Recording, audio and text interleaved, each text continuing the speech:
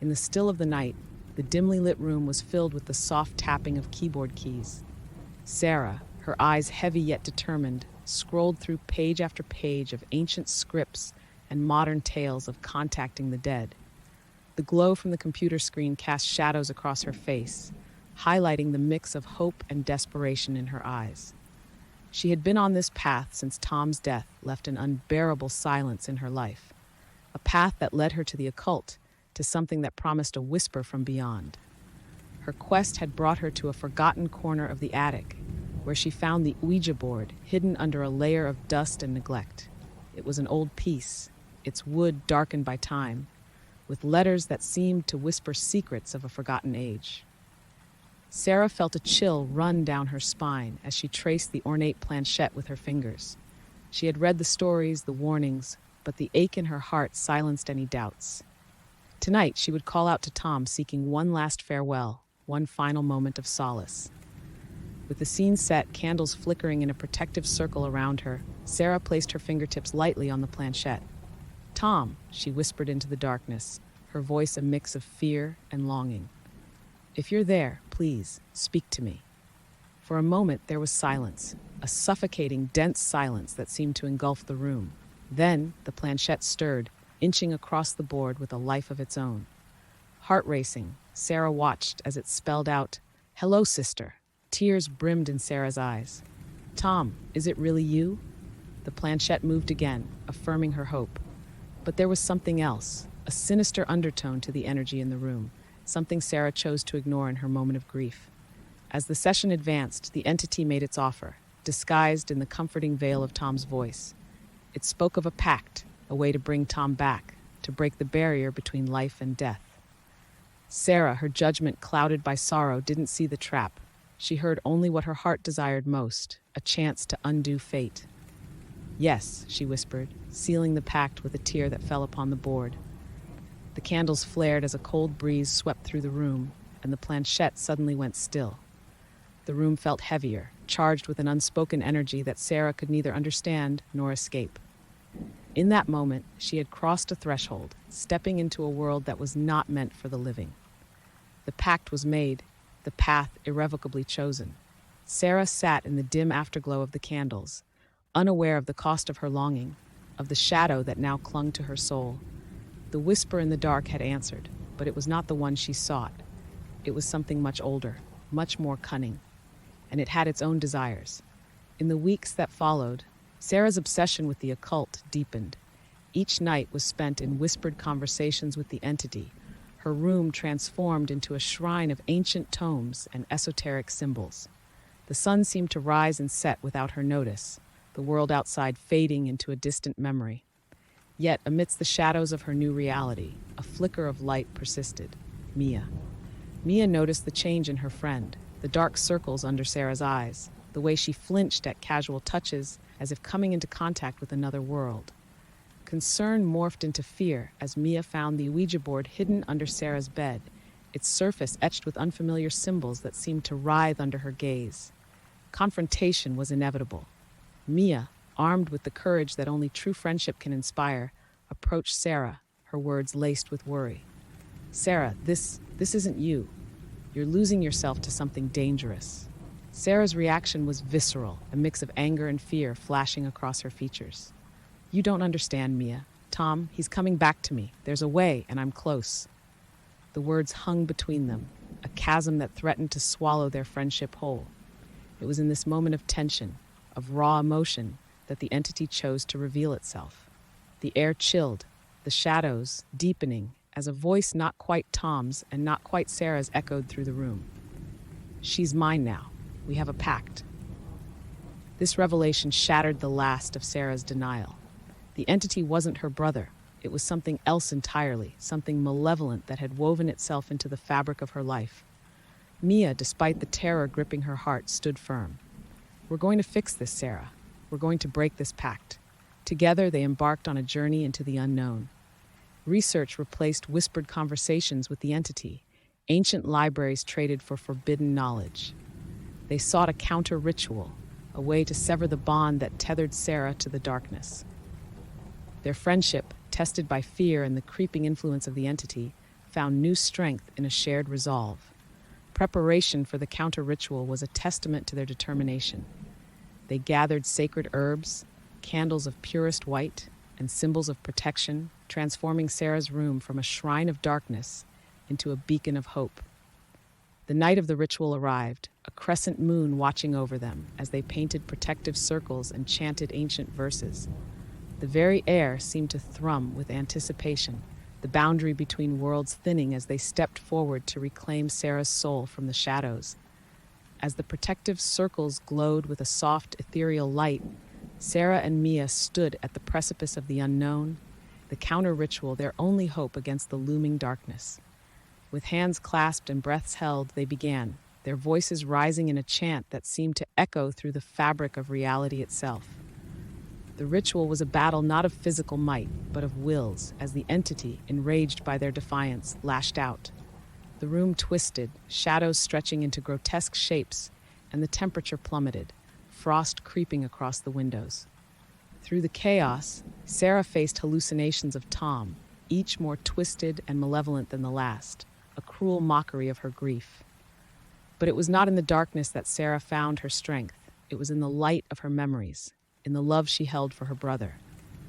With each recollection, Sarah's resolve solidified, her voice growing steadier as she confronted the entity, not as a vengeful spirit, but as the embodiment of her own despair. "I accept that Tom is gone," Sarah declared, her voice breaking through the cacophony of the entity's rage. "And I let go of this pain." The words were a beacon, a final blow that shattered the entity's hold. The room trembled as if expelling a long-held breath, the shadows receding and the air warming. When the light returned, the entity was gone, banished back to the void from which it had come. Sarah slumped to the ground, exhausted but free, the bond severed. In the aftermath, as dawn streaked the sky with hues of pink and gold, Sarah and Mia sat amidst the remnants of the ritual, a silent testament to their ordeal. They spoke little, the experience a shared burden that words could scarcely convey. Yet, in their silence, a new understanding blossomed. Sarah, though forever marked by her encounter with the darkness, had emerged with a clearer vision of life and death, of the thin veil that separates joy from despair. The story of that night became a whispered legend, a cautionary tale of grief and desperation, of the cost of delving too deep into the shadows. But for Sarah, it was more than a lesson. It was a rebirth, a second chance to live not in the past but in the present, cherishing the memories of those she had lost not as chains but as wings. And as the sun rose, casting light into the once dark room, Sarah realized that true closure came not from reaching into the darkness, but from embracing the light. With Mia by her side, she stepped forward into a new day, leaving the Ouija board and the broken pact behind, a distant memory of the night she danced with shadows and emerged into the dawn. Under the dim glow of a solitary attic light bulb, the aged pages of forgotten stories and relics of bygone eras lay strewn across the floorboards. It was here, amidst the clutter of the past, that Alex, Jamie, and Max discovered an artifact that would irrevocably alter the trajectory of their lives.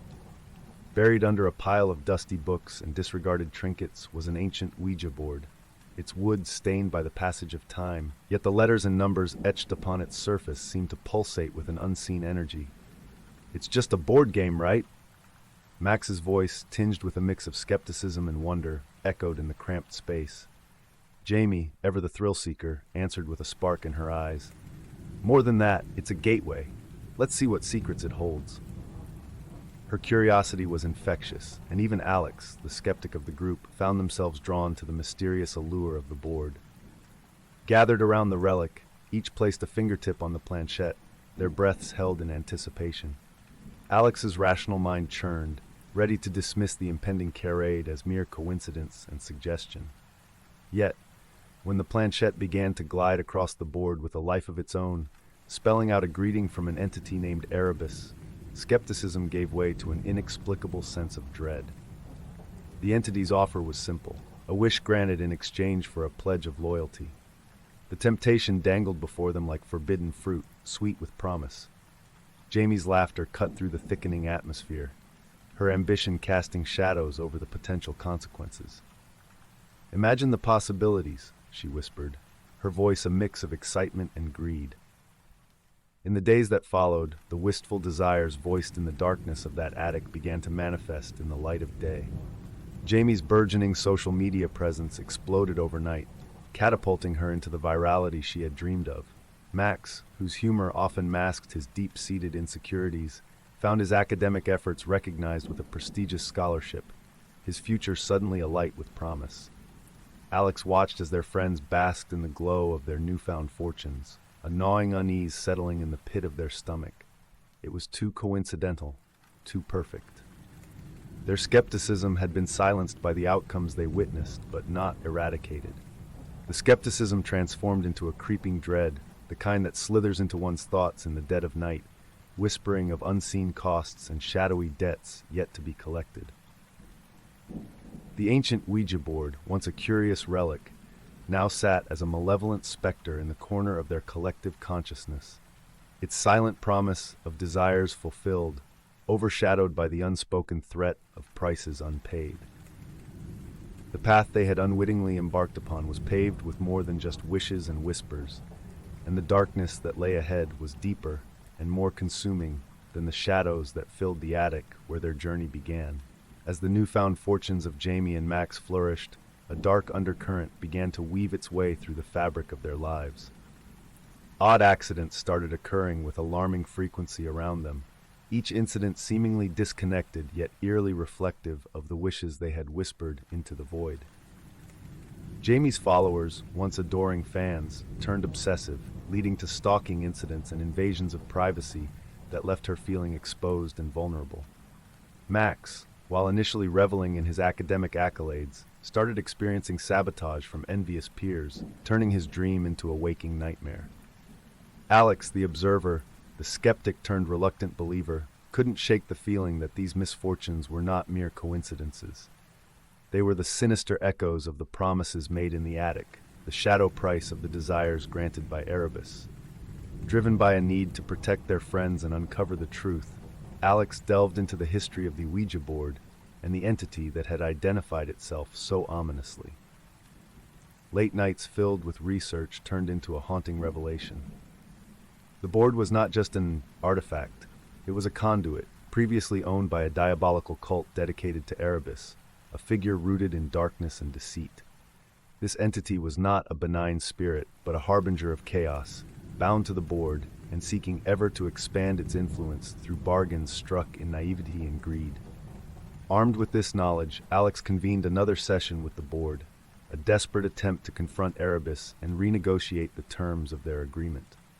As the planchette moved under their collective touch, spelling out chilling responses, the air in the attic thickened, oppressive with the presence of the unseen. "You are mine," the board spelled, each letter a tightening noose around their fates. "The pact is sealed, bound by desire." In that moment, the friends realized the grim reality of their situation. Erebus did not merely grant wishes, it ensnared souls, weaving their essence into the fabric of its own dark machinations. The accidents, the misfortunes, were but a taste of the chaos Erebus could unleash should they attempt to break the bond. The fear that gripped them was palpable, a living thing that whispered of dark paths unwalked and fates yet unwoven.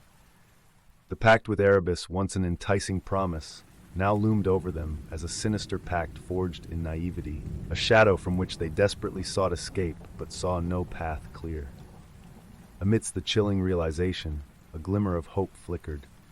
The bond could be broken, but at a cost yet unknown, a sacrifice that could demand more than any of them were prepared to give.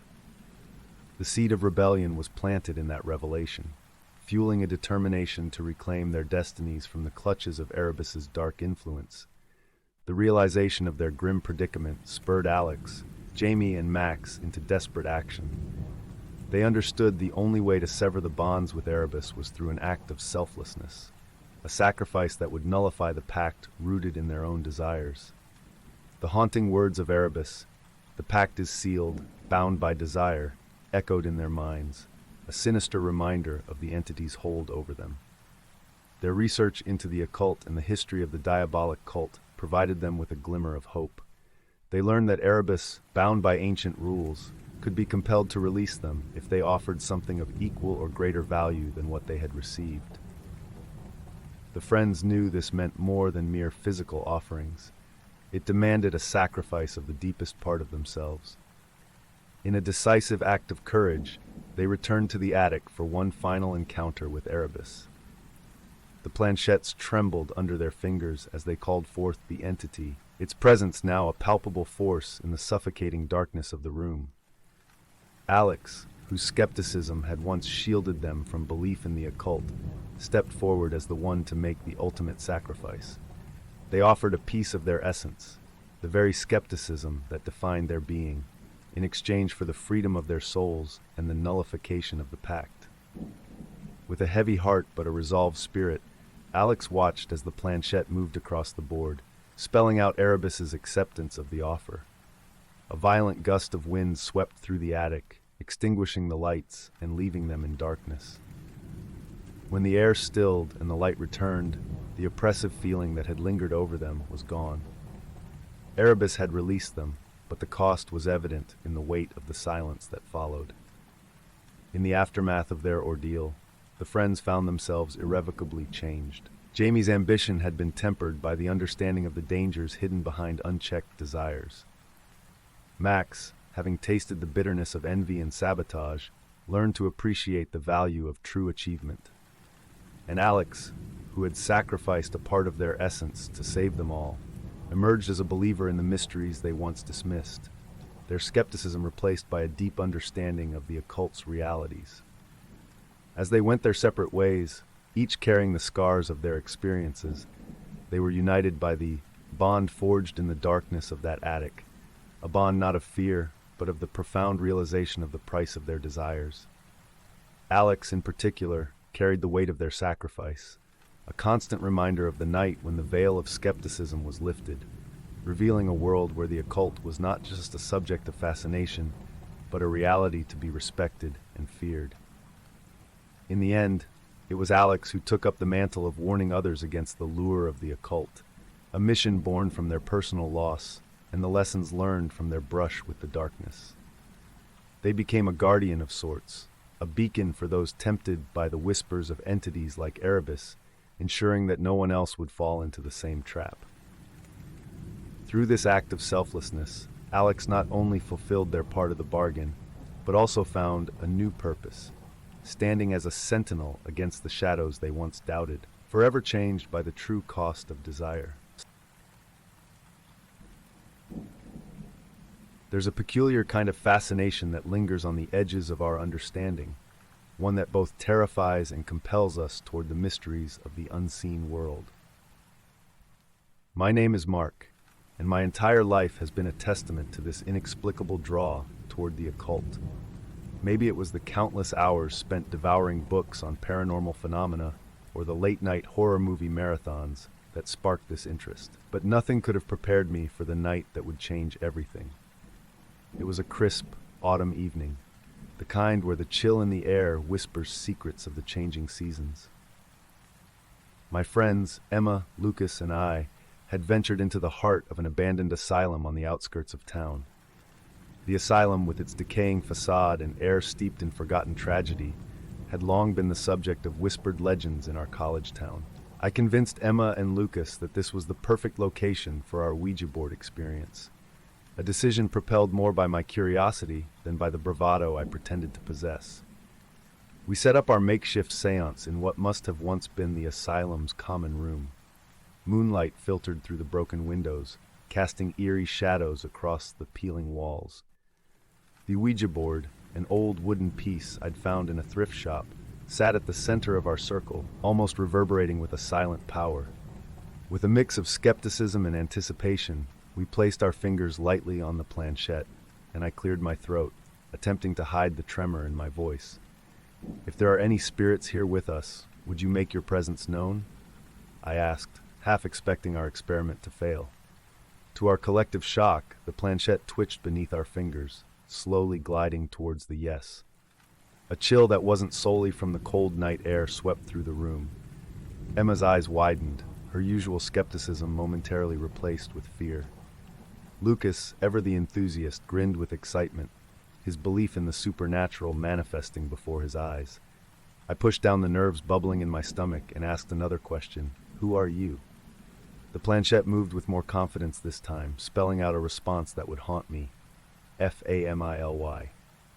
The word hung in the air between us like a specter, raising questions I hadn't anticipated. Before we could delve deeper, inexplicable shadows danced across the walls, as if responding to the revelation. The atmosphere thickened with an unspoken tension, an awareness that we were not alone. Convinced we had awakened something within the crumbling walls of the asylum, we decided to delve into its history and my family's connection to this place. My initial research uncovered unsettling truths. The asylum's founder bore my surname, a detail my parents had conveniently never mentioned. His legacy, marked by innovative yet controversial treatments, was shrouded in mystery and rumors of cruelty. The deeper I dug, the more vivid my nightmares became.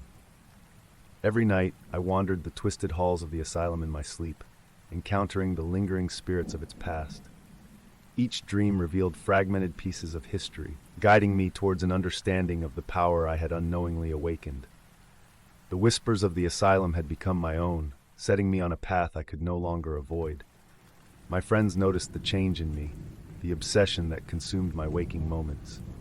Despite their concerns, or perhaps because of them, we were inexorably pulled deeper into the mystery of the asylum and the spirits that called it home. As the nights drew on, my dreams intensified, evolving into vivid experiences that left me questioning the boundaries between the waking world and the astral plane. One night, in the midst of a particularly lucid dream, I found myself wandering the derelict halls of the asylum once again. This time, however, I encountered a benign spirit, a young woman clothed in the faded hospital gown of a bygone era. Her demeanor was calm, her gaze piercing yet filled with sorrow. She spoke without moving her lips, her voice resonating directly within my mind. "You have the gift," she said, "the ability to bridge our worlds." Awakening from the dream, the clarity of her voice still lingering in my ears, I was startled by the realization that these were not just dreams. I was communicating with the spirits that haunted the asylum. The revelation was both exhilarating and terrifying. I confided in Lucas, who had always believed in the supernatural more than anyone else I knew. Lucas listened intently, his eyes bright with fascination. "You're a medium, Mark," he said, his voice tinged with excitement. "You have a connection to the spirit world that most can only dream of." Under Lucas's guidance, and with a mixture of trepidation and determination, I began to explore and understand my newfound abilities. We started with simple exercises, attempting to contact the spirits around us. At first, my attempts were clumsy, often leaving me exhausted and with a pounding headache. But as time passed, I became more adept at focusing my energy and channeling the spirits' messages. Emma, though skeptical, supported me through this journey. Her practicality provided a grounding force, balancing Lucas's and my enthusiasm with caution and logic. "Just be careful, Mark," she would often say, her concern evident in her piercing blue eyes. "We don't fully understand what you're dealing with." Our experiments grew bolder, and I found myself acting as a conduit for the spirits of the asylum, facilitating communication between the living and the dead. With every successful contact, my confidence grew, as did my conviction that I was meant to resolve the unrest that lingered in the asylum. The turning point came one night when, under the flickering candlelight of the common room, I managed to contact the spirit of the young woman from my dreams. Her name was Sarah, and she had been a patient at the asylum, subjected to the cruel treatments of its founder, my ancestor. Through her, I discovered the suffering that had permeated the asylum's walls, the pain and anger of countless spirits bound to the place of their torment. Determined to bring peace to the spirits, Lucas, Emma, and I finally understood the gravity of our undertaking. We were no longer merely curious college students seeking an adrenaline rush. We had become guardians of a tragic history, committed to righting the wrongs of the past. Our endeavor was fraught with peril, the malevolent spirits of the asylum resistant to our efforts. But with each spirit we helped cross over, the air within the asylum seemed to lighten, the shadows retreating inch by inch. My abilities as a medium were key to our success, and with Lucas's knowledge of the occult, and Emma's unwavering support, we prepared to face the darkest aspect of the asylum's legacy, the spirit of its merciless founder. In the shadowed silence of the asylum, our resolve hardened like steel. The final confrontation loomed ahead, a daunting challenge that both terrified and beckoned me. Emma, Lucas, and I gathered in the common room, the epicenter of the supernatural disturbances, to strategize our approach to confronting my malevolent ancestor, the doctor whose cruel legacy had inflicted centuries of suffering. Lucas laid out ancient texts and arcane symbols, his knowledge of occult practices serving as our guide. Emma, pragmatic as ever, organized our materials, ensuring we had everything we might need, from protective talismans to emergency first aid supplies. I, with my newfound abilities, served as the bridge to the spirit world, our primary weapon against the darkness we faced. As night enveloped the asylum, we began our ritual. Lucas chanted in a language as old as time, his voice steady. Emma and I joined hands, forming a circle around the Ouija board, the conduit through which I would confront the doctor. I called out to the spirit world, my voice echoing through the dilapidated halls, inviting the doctor to communicate. The planchette stirred to life, skittering across the board with a will of its own, spelling out a chilling welcome. The air grew colder, and the shadows deepened, coalescing into the figure of a man. The doctor, recognizably aristocratic even in death, regarded us with an arrogance that had not faded with time. His voice, when it came, was like ice, a sharp contrast to the warmth of Sarah and the other benign spirits. "You cannot comprehend the greatness of my work," he proclaimed, his spirit radiating malevolence. I centered myself, drawing upon every ounce of my abilities, and engaged the doctor in a battle of wills. The room trembled with the force of our confrontation, unseen energy swirling around us in a tempest of psychic power. Emma and Lucas focused their energy, reinforcing our protective circle, their unwavering support lending me strength. The clash was monumental, an ethereal struggle that transcended physicality. I reached into the depths of my being, to the place where my abilities and the spirit world converged. There, I found the courage and the power to stand against the doctor. With a final, determined push, I severed the tie that bound him to our world, casting his spirit into the oblivion where he could no longer harm the living or the dead. A sudden calm descended on the asylum, the oppressive atmosphere lifting like a fog at sunrise. The benign spirits that had been trapped there, including Sarah, whispered their thanks as they faded from view, their presence no longer a source of fear, but of peace. In the aftermath, we stood together, allies who had faced the unknown and emerged victorious. The asylum, though still a shell of sorrow, was no longer a place of torment.